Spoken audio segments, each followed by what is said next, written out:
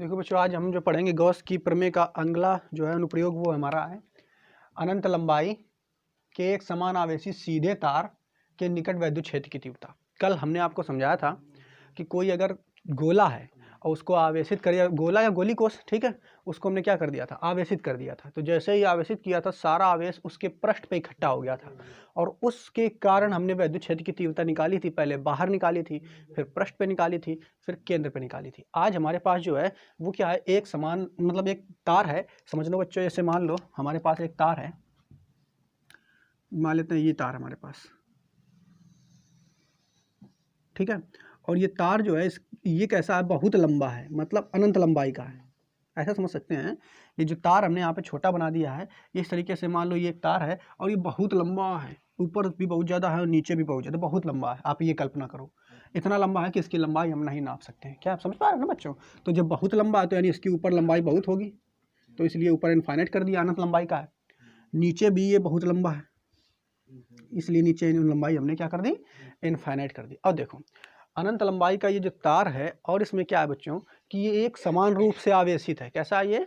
एक समान रूप से आवेशित है, यानी इस पे चार्ज है, धनावेश है, एक समान रूप से आवेशित है। तो प्लस प्लस चार्ज है, थोड़ा सा इसको मोटा बनाएं। इस पे कौन चार्ज है बच्चों? प्लस प्लस, यानी एक समान रूप से आवेशित है। कैसा है ये बच्चों? एक समान रूप से आवेशित तार है ये, ठीक है। अब इस पे चार्ज जो है वो कितना है, तो प्लस प्लस, एक समान रूप से इस पे प्लस प्लस प्लस प्लस, इस तरीके का इसमें आवेश है, ठीक है बच्चों, क्लियर। अब यहाँ पे हम देखेंगे जब ये एक समान रूप से आवेशित हमारा तार है तो इसके कारण हमें क्या निकालना, वैद्युत क्षेत्र की तीव्रता निकालनी। कहाँ? बाहर निकालनी, इधर कहीं, इसी इधर कोई पॉइंट हम ले लेंगे या फिर उधर कहीं ले लो आप, ठीक है, इधर ले लो या उधर ले लो, कहीं पे भी आपको पॉइंट लेना है, वहाँ पे हमें वैद्युत क्षेत्र की तीव्रता निकालनी है, ठीक है, क्लियर। तो हम देखो यहाँ पे सबसे पहले क्या करेंगे, अब अगर हमें वैद्युत क्षेत्र की तीव्रता निकालनी है तो सबसे पहले हमें क्या बनाना पड़ेगा, इसको घेरना पड़ेगा ना, गॉसियन पृष्ठ बनाना पड़ेगा कि नहीं। जैसे हमने गोला जब लिया था, गोली कोष लिया था, तो उसके चारों तरफ भी तो गॉसियन पृष्ठ एक बनाया था। अब भाई गॉस की प्रमेय की सहायता से ही निकालेंगे तो गॉसियन पृष्ठ पक्का हमें बनाना पड़ेगा, तो यहाँ पे भी हमें एक गॉसियन पृष्ठ बनाना पड़ेगा, ठीक है। तो देखो इसको घेरने के लिए हम क्या कर रहे हैं, मान लेते हैं इसके चारों तरफ एक हम घेरा लगा दे रहे हैं,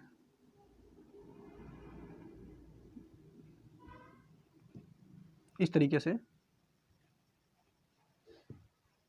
ठीक। अब इसके चारों तरफ ही हमने घेरा बना दिया। ये घेरा जो है ये कैसा है, बेलनाकार है। कैसा है ये? बेलनाकार ही बनेगा ना भाई, कोई रॉड है उसको अगर घेरोगे तो बेलनाकार ही, तो रॉड में घेरा लगाना पड़ेगा। तो ये जो घेरा है ये कैसा है बच्चों, तो बेलनाकार है, ये बात आप याद रखोगे। कैसा है ये? बेलनाकार, क्लियर, ठीक। अब ये हमने इसके चारों तरफ क्या बना दिया है, गॉसियन पृष्ठ।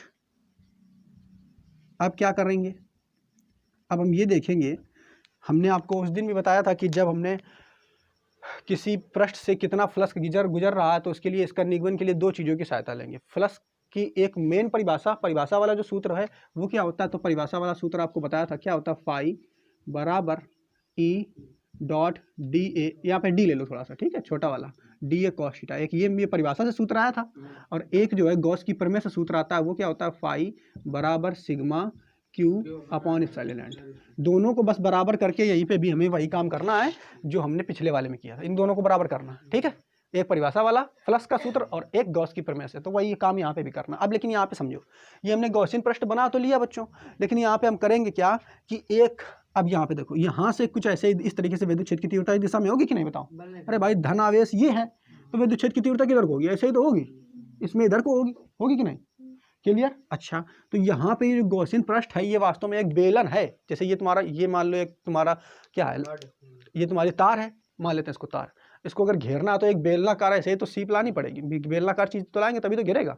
तो ये समझ लो ये बेलन है पूरा, इसको घेरे हुए, ठीक है, कवर किए हुए, समझ पा रहे हो ना, क्या ये बेलन, ठीक। अब ये बेलन, तो इसका मान लेते हैं ये छोटा सा क्षेत्रफल है, ये कितना है, छोटा सा क्षेत्रफल है, और इस छोटे से क्षेत्रफल में मान लेते हैं इसका क्षेत्रफल वेक्टर जो है, ये क्षेत्रफल वेक्टर है, और ये छोटा सा क्षेत्रफल है, ये कितना है, डी ए, कितना है बच्चों, डी ए। ये छोटा सा क्षेत्रफल जो है ये हम मान लेते हैं डी ए है, कितना है बच्चों, डी ए।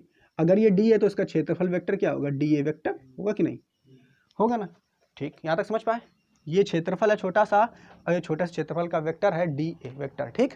अब देखो, अच्छा ये बताओ, हमने अभी आपको बताया बच्चों कि इसके कारण जो विद्युत क्षेत्र की तीव्रता होगी बिल्कुल इस तरीके से होगी, इधर को होगी। तो अगर हम इस पॉइंट पे कह दें यहाँ पे विद्युत क्षेत्र की तीव्रता किस दिशा में होगी, तो बिल्कुल जिस दिशा में क्षेत्रफल वेक्टर है उसी दिशा में विद्युत क्षेत्र की तीव्रता होगी कि नहीं? बिल्कुल होगी। तो उसको दिखाने के लिए, यानी विद्युत क्षेत्र की तीव्रता भी इसी दिशा में, उसको दिखाने के लिए हम नीले रंग का ये क्रॉस बना दे रहे हैं। और ये तुम्हारा ई है, ये विद्युत क्षेत्र की तीव्रता है। ठीक है, क्लियर यहाँ तक समझ पाए? अच्छा, ये तुम्हारी विद्युत क्षेत्र की तीव्रता। ठीक, और ये जो पॉइंट है तुम्हारा, ये जिस पॉइंट पे हम निकाल रहे हैं, इसको हम मान लेते हैं, पिछले वाले में पी माने थे, इसमें भी हम पी मान लेते हैं। क्या मान लेते हैं? पी।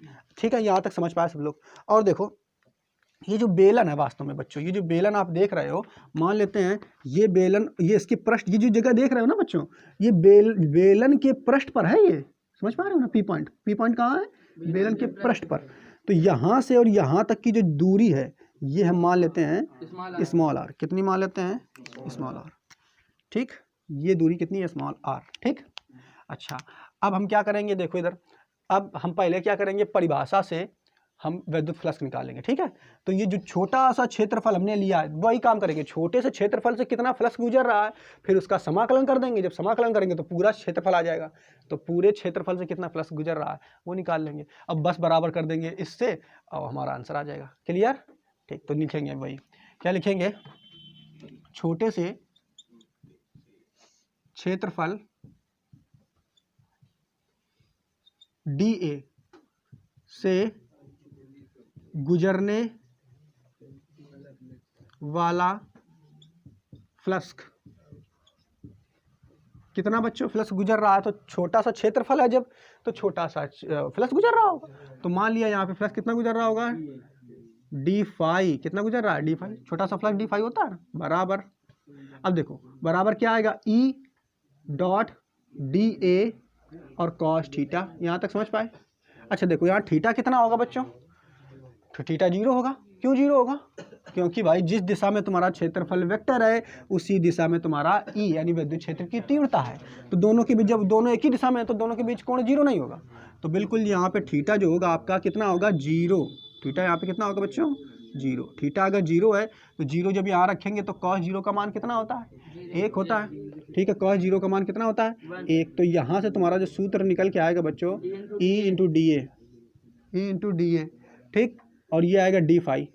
यहाँ तक सभी को क्लियर हो गया होगा? ये cos थीटा की जगह हमने क्या रख दिया है? 0। इसको हम कर देते हैं ताकि आप लोगों को आगे कन्फ्यूजन ना हो। तो ये E डॉट DA और cos 0, और cos 0 का मान हो जाएगा 1। तो ये तुम्हारा इस तरीके से होगा। ठीक है, अब क्या करेंगे, देखो बच्चों, हमें क्या दिखाया गया है? ये छोटा सा क्षेत्रफल है, ये छोटा सा क्षेत्रफल है, इससे फ्लक्स निकलने में, लेकिन हमें छोटे से क्षेत्रफल थोड़ा चाहिए, हमें पूरा क्षेत्रफल चाहिए। हमें क्या चाहिए बच्चों? पूरा क्षेत्रफल। तो हम यहाँ पे लिखेंगे संपूर्ण, क्या लिखेंगे बच्चों? संपूर्ण गॉसियन पृष्ठ से गुजरने वाला फ्लक्स हमें चाहिए। अब अगर बच्चों तुमको संपूर्ण चाहिए तो क्या करना पड़ेगा? हमें समाकलन करना पड़ेगा कि नहीं? अरे भाई जब जरा सा दिया संपूर्ण चाहिए तो हमें समाकलन नहीं करना पड़ेगा? करना पड़ेगा, अभी आपको हमने बताया था उस दिन है। तो यहाँ पे हम समाकलन ऑफ होल कर्व d5 बराबर, इसका भी समाकलन करेंगे, whole curve E dot DA बच्चों। ठीक है, अब देखो इसका समाकलन जब कर देंगे तो भैया ये छोटा सा था, अब बड़ा होकर के फाई बन जाएगा, यानी पूरा आ जाएगा। ठीक है, तो इसको कर देंगे, ये हो जाएगा आपका फाई बराबर E आ जाएगा आपका बाहर बच्चों। और देखो समाकलन किसका कर पाएंगे? केवल DA का। किसका कर पाएंगे? DA का। ठीक, अब देखो ये DA जो बच्चों आप देख रहे हो, इसका समाकलन जब करेंगे, DA का जब समाकलन करेंगे, ये छोटा सा क्षेत्रफल था, इसका समाकलन करेंगे तो पूरा क्षेत्रफल आ जाएगा। अब पूरा क्षेत्रफल आएगा किसका बताओ? बेलन का। किसका आएगा? बेलन का। ठीक है, तो यहाँ पे जो तुम्हारा क्षेत्रफल आएगा, ये जो DA है ये बच्चों क्या हो जाएगा? A। और बेलन का क्षेत्रफल क्या होता है? 2 पाई RL। ये देखो क्या है? 2 पाई तो होता है, R क्या होती है? बेलन की त्रिज्या, और L क्या होती है? ऊंचाई। ये क्या होती है? ऊंचाई। ये बेलन की ऊंचाई मान लेते हैं L है, यहाँ से यहाँ तक ये क्या है बच्चों? ऊंचाई। तो बेलन का क्षेत्रफल क्या होता है? 2 पाई RL। ये बिल्कुल आप लोग याद रखो। ठीक है, क्या होता है? 2 पाई RL। तो जब इसका समाकलन करेंगे तो A तो आएगा इसकी जगह, आएगा कि नहीं? बिल्कुल आएगा। तो इसको जब करेंगे तो ये आ जाएगा E डॉट A। क्या आ जाएगा बच्चों? ई डॉट ए, और ये ए क्या है तो बेलन है, बेलन का क्षेत्रफल है। क्या है क्या बच्चों? बेलन। और बेलन का क्षेत्रफल का सूत्र हम जानते हैं 2 पाई आर एल होता है। कितना होता है? 2 पाई आर एल। बस रखेंगे यहाँ से बच्चों, तो फाई बराबर जब निकालेंगे तो ई डॉट ए की जगह कितना आ जाएगा 2 पाई आर एल।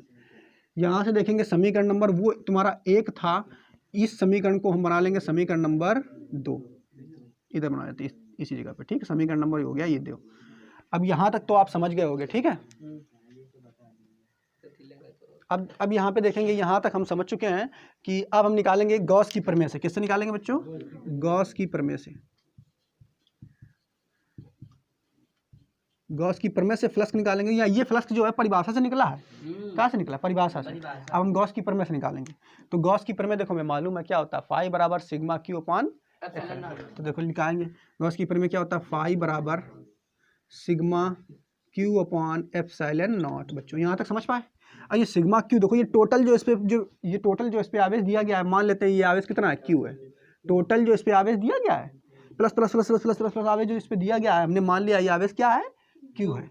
तो जब ये क्यू है तो सिग्मा क्यू करेंगे तो उसकी जगह क्या आएगा, क्यू ही तो आएगा।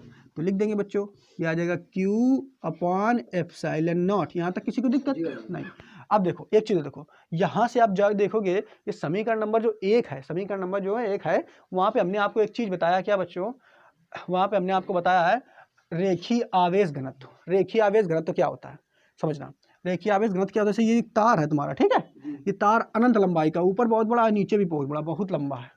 अब अगर आपसे कोई कह दे बताइए इस पर कितना आवेश है, तो इतना बड़ा तार है, उसमें तुम क्या आवेश बता पाओगे? नहीं बता पाओगे। उसी के लिए ये टर्म बनाया गया है रेखीय आवेश घनत्व। ये टर्म क्या बताता है कि अगर अनंत लंबाई का कोई तार है तो उसकी एकांक लंबाई ले लो। एकांक लंबाई का मतलब समझते हो, या तो 1 मीटर ले लो या तो 1 किलोमीटर ले लो, ठीक है। तो ये अनंत लंबाई का तार है तो इसकी एकांक लंबाई में कितना आवेश उपस्थित है। एकांक लंबाई तो गिन सकते हो ना, 1 मीटर जो है लंबाई अगर तुम ले ली, उसमें तो आवेश तुम गिन सकते हो ना। तो एकांक लंबाई में कितना आवेश उपस्थित है, एकांक लंबाई में कितना आवेश उपस्थित है, इसी बात को हम उस तार का रेखीय आवेश घनत्व कहते हैं। देखो ये सूत्र, एकांक लंबाई देखो नीचे आई है, यल ये नीचे आई ना। एकांक लंबाई में कितना आवेश उपस्थित है, एकांक लंबाई में जो आवेश उपस्थित होता है। देखो हमने उस दिन आपको बताया था, जिस शब्द के लिए एकांक लग गया वो शब्द वो चीज हमेशा नीचे रहती है, बताया था कि नहीं। एकांक लंबाई पर कितना आवेश उपस्थित है, उसी को ही हम उस तार का रेखीय आवेश घनत्व कहते हैं। यानी इसको डेल्टा से प्रदर्शित करते हैं, डेल्टा बराबर क्यू अपॉन एल होगा। देख लो, किसी तार के एकांक लंबाई पर उपस्थित आवेश, उस आवेश क्या रेखीय आवेश घनत्व कहलाता है, इसे लैम्डा से प्रदर्शित करते हैं। ठीक, अब देखो रेखीय आवेश घनत्व तुम जान चुके हो, क्लियर। अब अगर जान चुके हो तो यहाँ से बच्चों क्या तुम Q का मान नहीं निकाल सकते? निकाल सकते हैं। तो यहाँ से जब Q बराबर निकालोगे तो क्या निकल के आएगा, Q बराबर लेमडा और यल निकल के आएगा। आएगा कि निकल के नहीं? और ये Q का मान उठा करके हम यहाँ रख देंगे। ठीक, यहाँ से लिखोगे, लिख लो चाहो तो यहाँ पे उठा के रख लो। ठीक है, लिखें क्या, लिख देते हैं Q का मान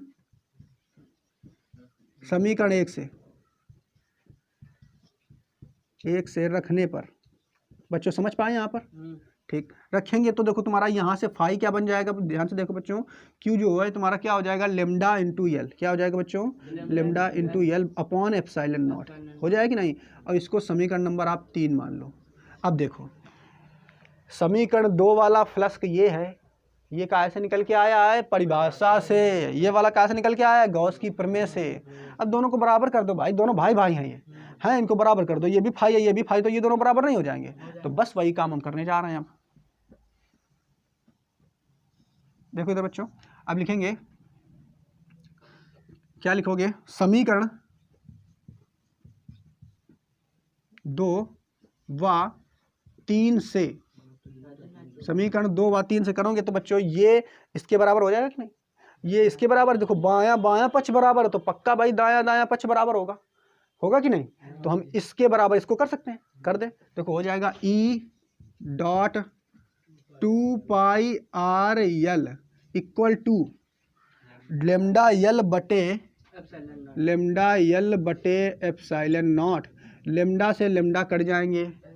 ठीक, हमें निकालना क्या है, विद्युत क्षेत्र की तीव्रता ही तो निकालनी है। तो हमें क्या निकालना है, विद्युत क्षेत्र की तीव्रता। तो E बराबर निकालेंगे तो बच्चों क्या निकल के आएगा, लेमडा बटे नीचे क्या आ जाएगा 2 पाई आर, ये आएगा, और एप्सिलॉन नॉट आ जाएगा। और देखो क्या कर सकते हैं इसको बच्चों, 2 पाई एप्सिलॉन नॉट, ठीक है, इसको ले लो बाहर, तो ये हो जाएगा लेमडा और ये हो जाएगा 1/2 पाई एप्सिलॉन नॉट, ठीक है। और नीचे बटे में क्या बचेगा, आर, क्या बचेगा आर। और इसको अगर सॉल्व करना चाहोगे इतना ही निकाल लो, तो एक तो सूत्र तुम्हारा यहाँ से निकल आएगा, ठीक है। इस तरीके से क्या सूत्र निकल के आया, ई बराबर 1/2 pi epsilon naught lambda upon R. R क्या है यहाँ पे, त्रिज्या है, ठीक है। तो एक तो सूत्र ये तुम्हारा निकल के आ गया, ठीक। इसके अलावा और कुछ दिया है क्या, देखो इधर। और बच्चों यहाँ पे एक सूत्र और बनेगा इसका, अगर हम इसको, ये 2 पाई एप्सिलॉन नॉट है, इसको अगर हम 4 पाई में बदलना चाहते हैं, क्योंकि हम जब भी अभी तक कूलाम का नियम पढ़ रहे थे तो 1/4 पाई एप्सिलॉन नॉट आ रहा था, सभी जगह 1/4 पाई एप्सिलॉन नॉट तो आ रहा था, यहाँ पे 2 पाई आया। अगर इसको मैं 4 पाई बनाना तो क्या करना पड़ेगा, देखो इधर, ऊपर 2 पाई का गुणा कर दें, नीचे भी, सॉरी, ऊपर 2 का गुणा कर दें और नीचे 2 का गुणा कर दें, तभी तो हो जाएगा 4 पाई। देखो इधर, ऊपर हम ऐसे 2 का गुणा कर दिए तो ये आ जाएगा 2 लेमडा, और नीचे तुम्हारा क्या है 2 पाई है, 2 पाई एप्सिलॉन नॉट पहले से था, और यहाँ पे हम 2 का गुणा कर दें और ये आ जाएगा आर। तो जो 2 से 2 कट जाएगा, फिर वही आ जाएगा ऊपर वाला, आ जाएगा कि नहीं, नहीं समझ पा रहे हो। तो जब इसको करेंगे बच्चों तो ये ऊपर हो जाएगा 2 पाई बटे नीचे ये हो जाएगा 4 पाई एप्सिलॉन नॉट, हो जाएगा कि नहीं, और ये हो जाएगा आर। तो एक सूत्र ये निकल के आ जाएगा, ई बराबर 1/4 पाई एप्सिलॉन नॉट और 2 लेमडा अपॉन आर, एक सूत्र ये निकल के आ जाएगा। और इसको अगर सदिश रूप में लिखोगे, किस रूप में लिखोगे बच्चों, सदिश रूप में अगर आप इसको लिखोगे तो ये तुम्हारा ई बराबर 1/4 pi epsilon naught 2 lambda upon small R और डॉट यहाँ पे आर कैप आ जाएगा। ये जो आर आप देख रहे हो ना बच्चों, ये जो आर देख रहे हो ना, ये आर क्या, त्रिज्या, ये त्रिज्या है। इसको अगर सदिश रूप में लिखोगे तो इसका सदिश रूप जो है वो आर कैप है, इसलिए सदिश रूप में लिखोगे तो ये आर का दिशा बताने के लिए आर कैप इसके साथ आ जाएगी, ठीक है। तो आप एक सूत्र ये वाला याद कर सकते हो, ठीक, एक सूत्र ये याद कर सकते हो, क्लियर। तो यहाँ पर आप समझ पाए, बढ़िया सा, बिल्कुल सरल सा है, ठीक है। एक बार फिर से हम रिवाइज कर देते हैं। सबसे पहले क्या किया हमने, इस तरीके से अनंत लंबाई का तार लिया, उसको एक समान रूप से हमने उसको आवेशित किया है। फिर क्या किया बच्चों, इसके चारों तरफ हमने गॉसियन पृष्ठ बना दिया है। गॉसियन पृष्ठ जो है, उसी पृष्ठ पर एक छोटा सा क्षेत्रफल हमने लिया था डीए पर एक बिंदु था पी, उस पी बिंदु पर हमें विद्युत क्षेत्र की तीव्रता निकालनी है। जो पी बिंदु है वो आपके इस तार से आर दूरी पर उपस्थित है। डीए जो है इसका क्षेत्रफल वेक्टर किधर है, इधर की ओर लंबवत है, तो ये डीए है, क्षेत्रफल वेक्टर है, और इधर की ओर विद्युत क्षेत्र की तीव्रता ई है, तो ये ई हमने लगा दिया, क्लियर। अब इसके बाद हम क्या करेंगे, सबसे पहले बच्चों परिभाषा से फ्लक्स निकालेंगे, फिर कैसे निकालेंगे, गॉस की प्रमेय से फ्लक्स निकालेंगे। तो पहले हमने परिभाषा से निकाला, देखो छोटे क्षेत्रफल डीए से गुजरने वाला फ्लक्स, तो छोटे क्षेत्रफल जो है, ये छोटा सा क्षेत्रफल, इस पे गुजरने वाला फ्लक्स, तो डी फाई बराबर E dot D A cos theta. तो ये आ जाएगा E dot D A cos theta. Theta कितना है बच्चों, 0 का है, 0 है, क्योंकि आपका विद्युत क्षेत्र भी इधर है और क्या बच्चों, डी ए भी इधर की ओर है। तो इसको रखेंगे तो कॉस 0 का मान होता है 1, और रख देंगे तो डी फाई बराबर ई डॉट डी ए, यहाँ तक हो जाएगा। यहाँ तक क्लियर सभी का। अब फिर क्या करेंगे, हमें इतना छोटा सा क्षेत्रफल का ये फ्लक्स निकाल रहा है, हमें चाहिए का पूरा, हमें क्या चाहिए पूरा। तो किसको बुलाना पड़ेगा, समाकलन भैया को बुलाना पड़ेगा। और समाकलन आ करके इसको समाकलन कर देंगे, और समाकलन जब आएंगे तो इसको कर दिया पूरा, कर दिया कि नहीं, कर दिया। छोटा सा फ्लक्स जो था उसको कर दिया पूरा। संपूर्ण पृष्ठ से कितना फ्लक्स गुजर रहा है उसको निकाल लेंगे। अब इसका तो फ्लक्स का, इसका तो समाकलन होता नहीं है ई का, क्यों, क्योंकि ई नियत होता है, तो इसको हम ले लेंगे बाहर। इसका फिर से समाकलन करेंगे छोटे से क्षेत्रफल का। जब छोटे से क्षेत्रफल का समाकलन करोगे क्या आएगा, बड़ा सा क्षेत्रफल आएगा ना, तो बड़ा सा क्षेत्रफल आएगा। लेकिन बड़ा सा क्षेत्रफल यहाँ बन कौन रहा है, बेलन बन रहा है। कौन बन रहा है, बेलन। और बेलन का क्षेत्रफल क्या होता है, 2 पाई आर एल, क्या बनता है 2 पाई आर एल। तो रखेंगे फाई बराबर ई डॉट ए, ये है बेलन का क्षेत्रफल, और रखेंगे बच्चों तो फाई बराबर E dot 2 pi R L. ये समीकरण नंबर 1 हो गया तुम्हारा। परिभाषा से फाई निकल आया। अब गॉस की प्रमेय से निकालेंगे बच्चों। तो गॉस की प्रमेय से फाई बराबर क्या होता है, गॉस की प्रमेय तुरंत जाते हो, फाई बराबर टोटल आवेश बटे एप्सिलॉन नॉट, टोटल आवेश बटे एप्सिलॉन नॉट, टोटल आवेश sigma Q upon epsilon not. और ये क्या है, क्यू क्या है, यानी इस तार पे हमने मान लिया कुल आवेश कितना है, क्यू, तो क्यू बटे एप्सिलॉन नॉट। अब क्या करेंगे, क्यू का मान समीकरण 1 से रखने पर, ऊपर हमने आपको बता दिया आवेश का रेखीय घनत्व क्या होता है, लेमडा बराबर क्यू अपॉन एल। तो यहाँ से क्यू का मान निकाल लेंगे तो आ जाएगा लेमडा इंटू एल, ठीक। इसको उठा करके यहाँ पे हम बच्चों रख देंगे लेमडा इंटू एल, ठीक, रख दिया। तो दूसरा मान ये गॉस की प्रमेय से आ गया। फिर क्या किया, दोनों को हम बराबर कर लेंगे। अरे भाई ये वाला पक्ष बराबर ये वाला पक्ष बराबर कर लेंगे, हो जाएगा कि नहीं।